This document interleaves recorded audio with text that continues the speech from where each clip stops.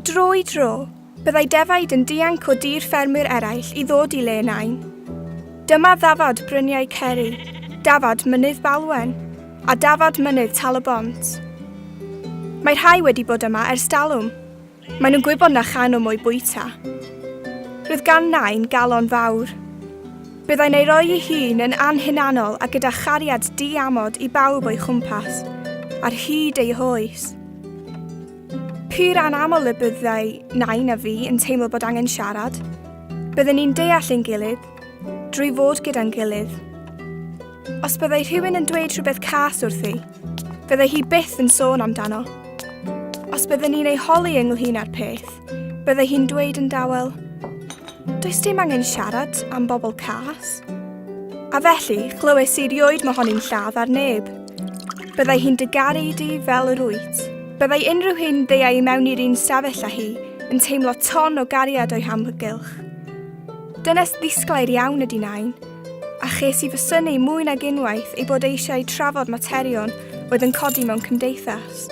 Wnes i erioed meddwl y byddi hi'n ymwybodol o'r problemau rydw i'n gorfod brwydro yn ei herbyn yn fy oed i, a hithau'n 84 oed.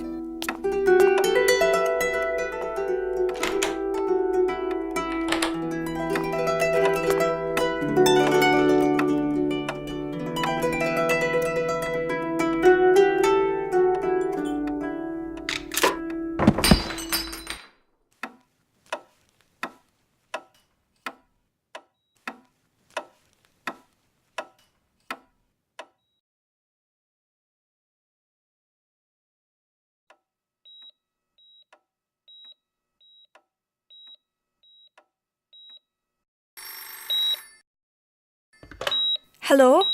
O, na!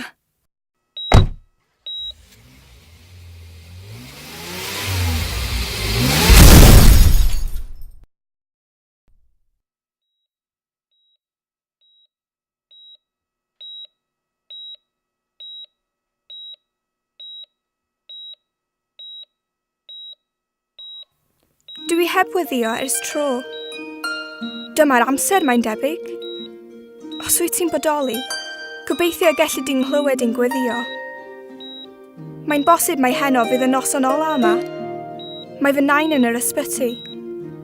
Mae hi wedi dangos cariad a thosteri i lawer o bobl. Ond os oes rhaid i ti gymryd un ohono ni, cymer fi os gweled i'n dda. Foswn i'n rhoi fy mywyd i mwyn arbed ei bywyd hi. Mae hi'n heiddi byw yn hirach.